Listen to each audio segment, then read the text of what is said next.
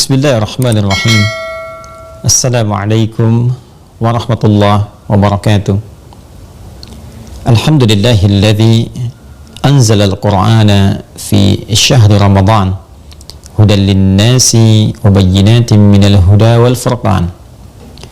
Wassalatu wassalamu ala rasulillahilladzi nuzzila ilaihi al-Qur'anu munajjama liyukhrijan nasa minal zulumati ilan nuri wal yaqdhan. Wa ba'd. Saudara-saudariku dimanapun Anda berada, alhamdulillah, bersyukur pada Allah subhanahu wa ta'ala, kita telah disampaikan pada akhir pertengahan di bulan Ramadan, dan tentu kita sangat berharap, bermohon kepada Allah subhanahu wa ta'ala semoga seluruh rangkaian ibadah yang mengiringi Ramadan kita di tahun ini berkenan diterima oleh Allah subhanahu wa ta'ala dengan penerimaan terbaik, disertai dengan ridha, rahmat, dan ampunan Allah subhanahu wa ta'ala. Saudara-saudariku, di antara kemuliaan yang melekat pada bulan Ramadan adalah kemuliaan yang disertai dengan pengagungan terhadap Al-Quran, yang sejatinya diturunkan di bulan Ramadan ini membawa misi besar yang didesain bukan hanya memberikan pedoman berkehidupan bagi seluruh manusia di muka bumi ini, namun juga saat yang bersamaan bisa mengangkat status hamba lebih dekat, lebih terhormat di hadapan Allah subhanahu wa ta'ala, sekaligus berpotensi melimpahkan banyak perubahan dalam hidup serta pahala-pahala yang berpeluang menghadirkan kemewahan hidup yang abadi di akhirat kelak. Terkait hal ini, Allah subhanahu wa ta'ala menegaskan di banyak ayat di beragam surah dalam Al-Quranul Karim tentang keistimewaan yang dimaksudkan.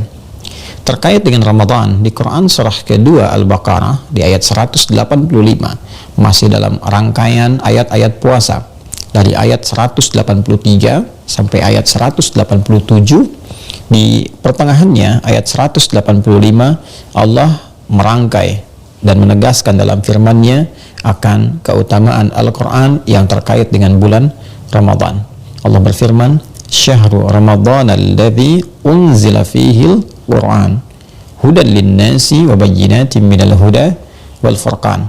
Di bulan Ramadan yang kalian menunaikan kewajiban ibadah siam itu, pada saat itulah ada momentum besar, yaitu diturunkannya Al-Quran, yang penurunan Al-Quran ini ditujukan untuk memberikan pedoman berkehidupan bagi seluruh manusia, hudan linnas.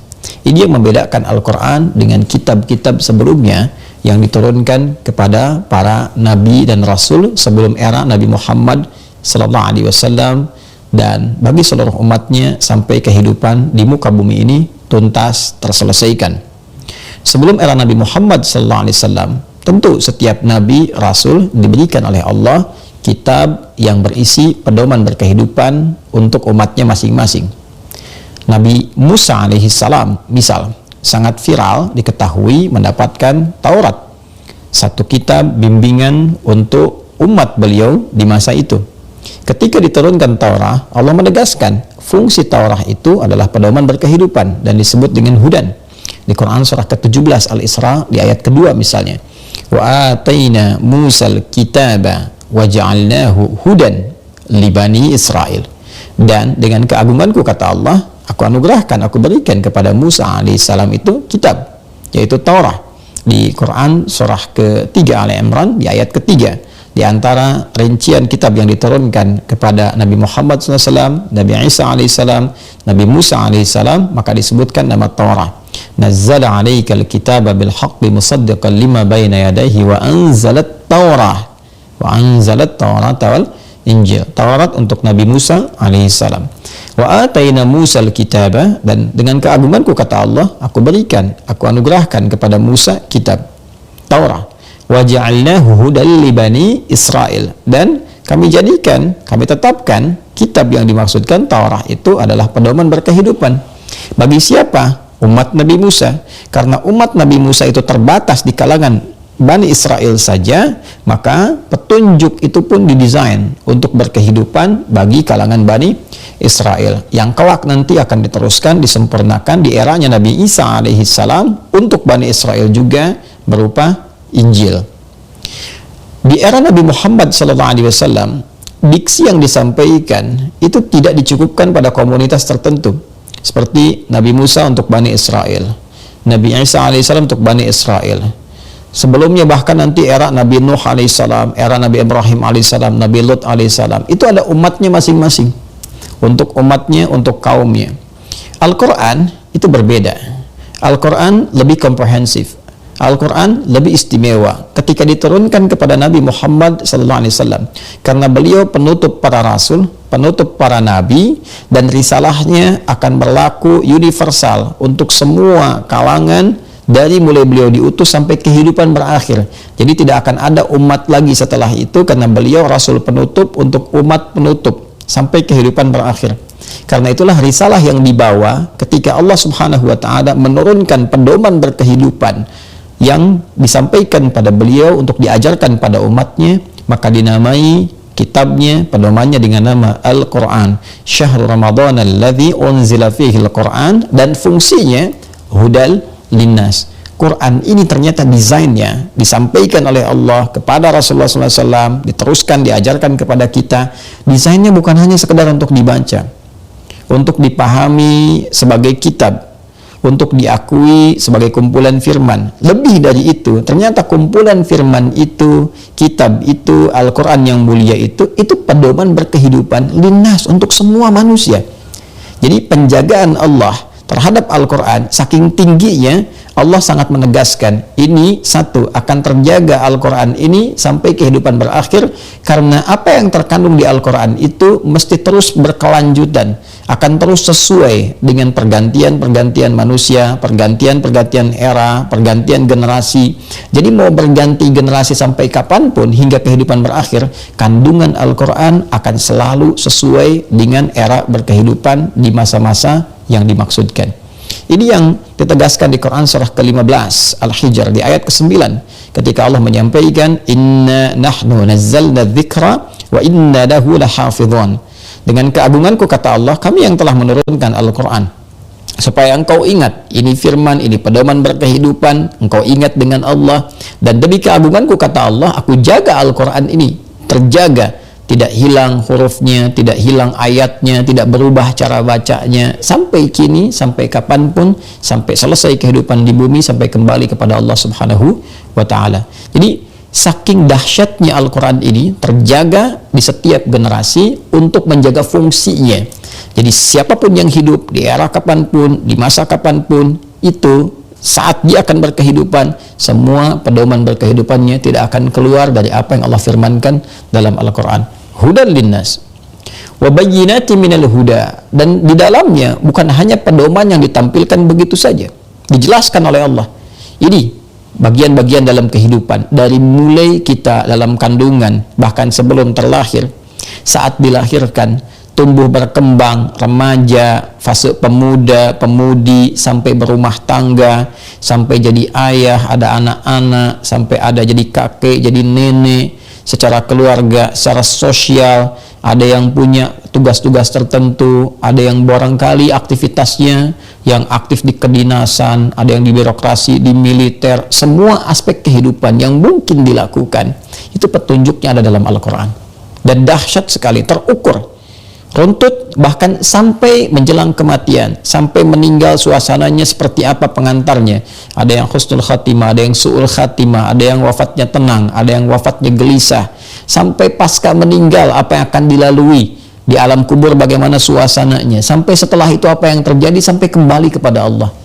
Silahkan temukan satu pedoman berkehidupan yang komprehensif, menjangkau semua dimensi kehidupan yang akan kita lalui. Silahkan lihat bagaimana pedoman itu disajikan, terukur, nyata, dapat dibuktikan, yang sekiranya bisa sama dengan Al-Quran.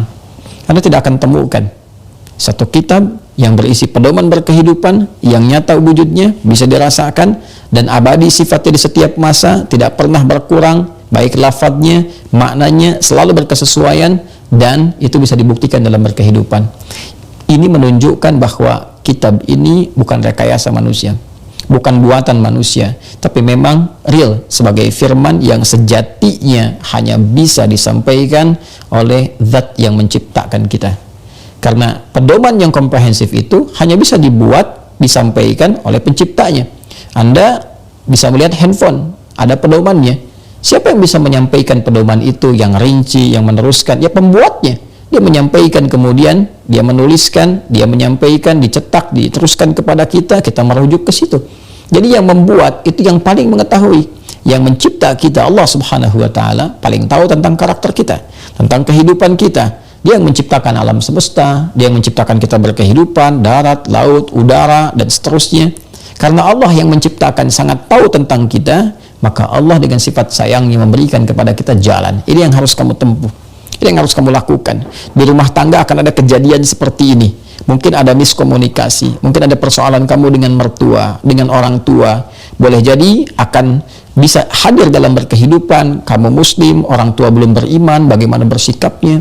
Boleh jadi ada transaksi dalam berkehidupan, utang piutang, pinjam meminjam. Boleh jadi ada ekspansi militer, bagaimana menyikapinya, sampai sedetil itu. Ya, ini mustahil bisa hadir kecuali dari yang menciptakan kita semua, yaitu Allah Subhanahu wa Ta'ala dengan firman-Nya. Karena Al-Quran bukan makhluk, difirmankan oleh Allah, disampaikan kepada Rasulullah, diajarkan kepada kita. Nah, karena ini pedoman hidup, hudan linnas wa bayyinatin minal huda, dan dijelaskan kepada kita, maka penjelasan ini sejatinya diterangkan oleh Nabi SAW menjadi kurikulum kehidupan. Jadi interaksi kita dengan Al-Quran itu melebihi interaksi sekedar bacaan. Seharusnya bukan sekedar interaksi membaca atau menyimpan mushaf di tempat tertentu, tidak.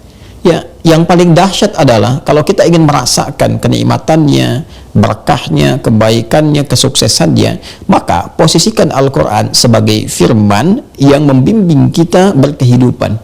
Posisikan Al-Quran sebagai kurikulum kehidupan.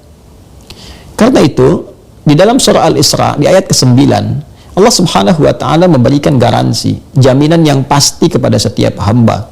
Ketika diikuti petunjuk Al-Quran ini, pasti manusia akan selalu berada dalam track yang terbaik, yang lurus. Lurusnya itu paling lurus, paling benar, paling terbaik. Ini yang dimaksudkan, inna hadzal qur'ana yahdi lillati hiya aqwam. Kata Allah, sungguh aku bersumpah, dan menggunakan inna di situ, huruf taukid dan nasab, untuk meyakinkan, menguatkan, membuka kepada kita gambaran tentang sesuatu yang akan disampaikan. Aku tegaskan, kata Allah, Al-Quran ini bukan sekedar diturunkan untuk sekedar dibaca, bukan. Tapi yahdi lillati hiya aqwam, akan membimbing kamu, menunjukkan kamu, mengarahkan kamu kepada segala jalan hidup yang paling lurus. Aqwam, aqwam itu bentuknya isim tafdil, ya superlatif, lebih dari biasanya. Jadi apapun yang Anda kerjakan di rumah tangga, kalau Anda ikuti pedomannya, maka rumah tangga Anda akan menjadi rumah tangga yang paling lurus. Ingin bahagia, bahagianya paling bahagia. Ingin sukses, paling sukses. Ingin damai, paling damai. Karena kurikulumnya ada di situ. Jadi cara kita berinteraksi dengan Al-Quran, sederhananya kita ada di level apa, di tingkat aktivitas apa, keluarkanlah kemudian bimbingan kurikulum kehidupan yang ada di Al-Quran yang sesuai dengan apa yang sedang kita lakukan dalam berkehidupan. Ya, contoh misalnya ada standar kita merasakan, saya di keluarga posisi sebagai ayah misalnya, Anda yang ada sebagai ibu, ada suami, ada istri, ada ayah, ada ibu, ada anak-anak. Keluarkanlah di Al-Quran bagaimana karakteristik seorang ayah, apa tugas-tugasnya, seperti apa idealnya dia bersikap. Demikian untuk ibu, demikian untuk anak. Lalu tilawahi ini, kaji, pahami, dan praktekkan dalam berkehidupan. Itu dijamin, kata Allah, yahdi lillati hiya aqwam. Itu akan ditunjukkan bagaimana bersikap, berkarakter yang terbaik, sehingga menjadi ayah Qurani yang terbaik, ibu Qurani. Dan ini yang menyampaikan, yang menciptakan kita, ya kan? Yang menciptakan kita, memberikan bimbingan kepada kita, dan luar biasanya, semua bimbingan ini di setiap step kehidupan yang kita lalui, termasuk beraktivitas. Anda yang jadi pengajar, yang jadi pebisnis misalnya, itu kita bisa keluarkan ayatnya. Oh, ini ayat yang terkait dengan kedokteran, ayat-ayat bisnis. Jadikan kurikulum dalam berkehidupan. Maka dengan kita mengikuti tuntunan ini dan detailnya dilihat bagaimana Nabi menunjukkan kita dalam praktek kehidupan beliau, ini nilainya, ini pesan moralnya, ini nilai yang dibawa, ini pedomannya. Al-Quran acuannya, penjelasnya pada keterangan Nabi Muhammad SAW dalam sunnahnya. Perhatikan apa yang terjadi pada lingkungan masyarakat jahiliyah. Bahkan dinamakan jahiliyah untuk menunjuk akumulasi titik keburukan yang muncul pada saat itu. Jadi bagaimana titik-titik terendah yang muncul pada saat itu, baik kriminalitasnya, pergaulan sosialnya, keburukannya, berakumulasi menjadi nilai-nilai yang tidak memiliki peradaban. Lantas datang Al-Quran, dibimbing oleh Nabi kurikulumnya, kemudian diajarkan secara detail, secara bertahap, memperbaiki dari aspek personal, individual, sampai ke aspek sosial kemasyarakatan, dibimbing satu-satu, 1, 2, 3, 4 stepnya. Apa yang terjadi? Mereka berhasil mentransformasikan diri mereka dari citra jahiliyah menjadi khairu ummah, dan itu mendapat pengakuan langsung yang ditetapkan oleh Allah Subhanahu wa Ta'ala dalam Al-Quran di surah ketiga Ali Imran ayat 110. Kuntum khaira ummatin ukhrijat linnas, kalian adalah umat terbaik yang pernah dilahirkan dari kalangan manusia yang berkehidupan di bumi. Anda bisa bayangkan dari jahiliyah bertransformasi menjadi khairu ummah, dan ini bukan fiksi, mereka bukan tokoh-tokoh fiktif. Ya, kita bisa lacak dalam sejarah. Siapa yang tidak kenal, tidak tahu Abu Bakar As-Siddiq, Umar bin Khattab, kemudian ada Uthman bin Affan, Ali bin Abi Thalib radhiyallahu ta'ala anhum jami'an, Abdurrahman bin Auf, dan sahabat-sahabat mulia yang lainnya. Itu namanya benar ada dalam sejarah, bisa kita lacak, perjalanan hidupnya ada, bekas-bekasnya ada, dan mereka berhasil mengantarkan perubahan bahkan dalam level kehidupan berbangsa, bernegara, bermasyarakat, dan lintas benua bahkan. Ya, hadir dalam konteks berkehidupan bukan hanya di Arab saja pada masa itu, tapi menginspirasi sampai membangun peradaban di Eropa. Itu kan spirit Quran yang dibawa ke Eropa itu. Ya, nilai-nilai bersejarah dari mulai nilai-nilai keyakinan, akidah, kemudian ibadah yang benar, pancaran dari hasil akidah dan ibadah itu tatanan kehidupan yang harmoni, membentuk kemajuan, hasilnya peradaban 7 abad kan di Andalusia itu. Kemudian di timur, bagaimana di Irak kan, di wilayah Persia itu maju juga luar biasa. Ketika Quran didekati, kemudian diinteraksikan, kurikulumnya dikeluarkan, diriset, diterapkan dalam kehidupan, maka itu nyata. Itu jaminan dari Allah akan mengarahkan manusia, membimbing manusia ke puncak yang terbaik dari karir yang sedang mereka titi. Jadi tugas kita saat ini sederhana sebetulnya, simpel. Ya, karena Qurannya sudah ada. Kemudian miniasi kehidupan Nabi itu oleh para ulama sekarang dikodifikasikan dalam bentuk kitab hadis. Sahih Al-Bukhari saja, itu Sahih Al-Bukhari kan penjelas kurikulum dari Al-Quran, dari keterangan Nabi Muhammad SAW dalam hadis-hadis beliau yang menerangkan tentang kandungan Al-Quran, dikodifikasikan oleh Al-Imam Al-Bukhari menjadi 97 tema. Ya, jadi sederhananya, di tema-tema itu pun kita sudah diberikan kemudahan tuh, dan ditunjukkan. Ini Kitabul Iman, topik yang kedua tuh, ada 57 hadis kurang lebih, tuh kan? Ini kalau Anda bertanya, iman saya suka naik turun. Kalau sedang naik, saya semangat ibadah. Jangankan fardu, sunnah pun dikerjakan. Tapi kalau sedang turun, fardu pun kadang terlambat. Bagaimana cara naikannya dan dijaga supaya stabil? Baca Kitabul Iman tuh. Ya, ini ada topiknya. Ayatnya disampaikan dulu. Ayat Qur'annya ini apa? Hadisnya apa? Bimbingannya apa? Contohnya apa? Lalu ada Kitabul Ilmi. Ya, topik tentang pengetahuan. Dari Kitabul Ilmi ini kita belajar tentang bagaimana kemudian cara menuntut ilmu, kapan waktu yang terbaik, ayat-ayatnya ada, hadisnya ada, lalu diterapkan dalam dunia pendidikan, bawa tuh, ya, bahkan para ulama membawa itu semua, kemudian mengarang kitab-kitab mereka dan jadikan sebagai patokan dalam dunia pendidikan. Itu ada yang mengarang seperti itu, ya, seperti Al-Imam An-Nawawi saja punya kitab At-Tibyan misalnya, fi adab hamalatil Quran. Itu dirincikan tentang hadis-hadis Nabi, ayat-ayat Al-Quran, bagaimana menjadi siswa yang baik, guru yang baik, sampai diatur cara masuk ke ruang belajar seperti ini, berinteraksi dengan guru begini, dengan teman-teman begini, dan hasilnya berkah. Lihat orang-orang dulu. Ya, jangan batasi pengetahuan keislaman itu pada hazanah-hazanah spiritual saja, yang sifatnya keagamaan, seperti tafsir misalnya, hadis, fikih. Jangan batasi di aspek ini saja. Lihat orang-orang dulu yang sama-sama hafal Quran, sama-sama menghafal hadis juga, dan mereka menjadi ilmuwan. Apakah kita tidak harus memviralkan nama-nama sebesar misalnya Al-Kindi, Ibnu Sina, Ibnu Battutah yang berpetualang itu, Al-Khwarizmi, Al-Battani, itu kan, Al-Farabi. Bukankah di antara mereka itu Masya Allah ada yang cendekiawan di ilmu matematika, ya, di Al-Jabar sebelumnya, kemudian ada ahli astronomi, ahli kimia, Jabir bin Hayyan, riset tentang prototipe pesawat terbang, ya, Ibnu Firnas dan turunan-turunan yang lainnya. Betapa luar biasa.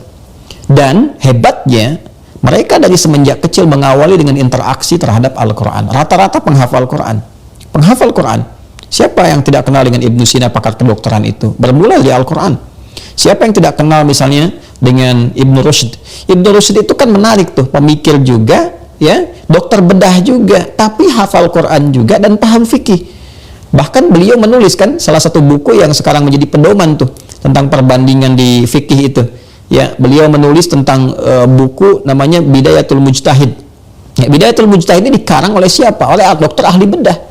Namanya Ibnu Rushd, dikenal dengan Averroes. Ya, seorang dokter ahli bedah, seorang pemikir, hafal Quran dan bisa menghadirkan masalah-masalah fikih yang dikomparasikan satu dengan yang lain. Ini sangat menarik sekali.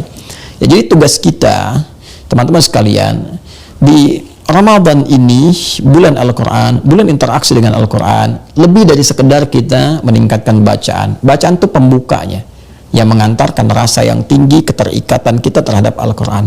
Kalau sudah terikat, tak ingin jauh, ingin selalu melekat, maka kita kaji. Puncaknya adalah kita mengkaji, menghadirkan kurikulum, yang dengan kurikulum itu sesuai dengan kebutuhan kita, terapkan dalam kehidupan. Seorang ibu keluarkan ayat-ayat tentang perempuan, ya, tentang ibu, tentang istri, posisinya apa itu yang dilakukan. Lalu lihat prakteknya. Dalam hadis-hadis Nabi ada petunjuknya. Di Al-Bukhari lengkap sekali 97 topik itu. Ada topik kesehatan, kedokteran, kitabul tibbi, kemudian juga ada topik militer misalnya, ada topik pemerintahan, kitabul imarah, dan seterusnya. Dan ini di riset pun sangat luar biasa. Bahkan di barat mereka tidak malu untuk meriset. Ya, orang-orang Yahudi saja mereka rajin meriset ayat Quran, hadis-hadis, sampai hadis akhir zaman, eskatologi, bahkan tentang peristiwa-peristiwa mendekat ke kiamat itu paling rajin mereka riset. Jadi Anda bisa bayangkan yang non-muslim saja betapa mereka mengharapkan saripati Quran dan hadis itu bisa membawa kebaikan-kebaikan, lalu mereka riset dan mereka bawa nilainya, mereka terapkan. Kenapa kita yang muslim yang memang dengan itu Quran diturunkan, pedoman hidup kita tidak lebih bersemangat?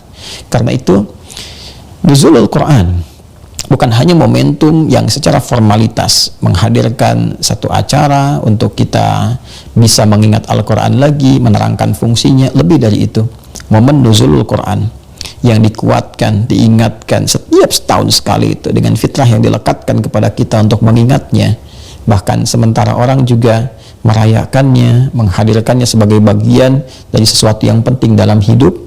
Yang penting itu tidak akan menjadi penting kalau kita tidak pernah menggunakannya. Karena itu momentum kali ini kita harus berpikir dengan melompat lebih jauh lagi. Seperti orang terdahulu, jadikan itu sebagai patokan kehidupan kita. Sekarang saatnya kita banyak meriset, keluarkan kurikulumnya, terapkan dalam kehidupan kita, cari ayat-ayatnya, lihat kemudian tafsirnya, penjelasan hadisnya, dan lihat orang dulu bagaimana yang mengamalkannya. Setelah itu tunggangi itu semua, praktekkan dalam kehidupan, dan lihat apa yang terjadi. Menariknya, semua itu bukan hanya akan bermanfaat saat di dunia. Allah menjamin, bila kita mampu mengerjakan itu, manfaat yang dilakukan bukan hanya mendatangkan kemuliaan dunia, setara dengan manusia-manusia lainnya mendapatkan kesuksesan, bahkan lebih daripada itu, tapi di akhirat ada sesuatu yang luar biasa. Ketika Anda mengerjakan aktivitas yang disandarkan pada bimbingan Al-Quran dan hadis-hadis Nabi Muhammad SAW, bagaimana memandang, lihat ayatnya membimbing kita seperti apa memandang, bagaimana bicara, bagaimana mendengar, bagaimana berjalan, bagaimana berkehidupan. Ayatnya semua ada, lihat hadisnya. Maka perhatikan kabar gembiranya. Saya ingin lengkapi di ayat ke-9 di surah ke-17 Al-Isra tadi. Inna hadzal Qur'ana yahdi lillati hiya aqwam. Satu, aspek dunianya. Wa yubashshira, dan memberikan kabar gembira, mu'minina alladzina ya'maluna as-salihati anna lahum ajran kabira, dan memberikan kabar gembira terhadap insan-insan beriman, orang-orang yang yakin bahwa kalau saya hidup berdasarkan petunjuk Quran itu akan mendapatkan kebahagiaan, jalan yang benar, yang paling lurus. Kita yakin dengan Quran, kita yakin dengan berkahnya, yakin dengan petunjuknya. Bermodal keyakinan ini, kita jadikan Quran sebagai panduan beraktivitas. Maka kata Allah, aktivitasnya akan berubah menjadi soleh. Dia akan beramal bukan sekedar beramal, tapi beramal saleh. Wa yubasysyirul mu'minina alladzina ya'malunas salihati. Semua pekerjaannya akan dinilai oleh Allah sebagai saleh. Memandangnya saleh, mendengarnya saleh, jadi suami saleh, jadi istri salehah, jadi anak saleh. Anna lahum ajran kabira. Maka aku siapkan, kata Allah Subhanahu wa taala, setiap amal perbuatan yang jadi saleh itu punya nilai di sisi Allah. Nilainya berupa pahala yang sangat besar. Jadi ternyata ada investasi ketika kita beraktivitas menggunakan pedoman Al-Quran. Dunianya dapat, akhiratnya dicatat. Jadi dunia sukses, akhiratnya mulia. Karena itu saya ingin ingatkan kembali, Ramadan tahun ini mesti beda dengan yang sebelum-sebelumnya. Bagus kita membuat momentum, bikin peringatan, bikin kajian, sangat bagus, sangat didukung, sangat disupport untuk memberikan pencerahan, kesadaran bahwa nuzulul Quran itu sangat penting.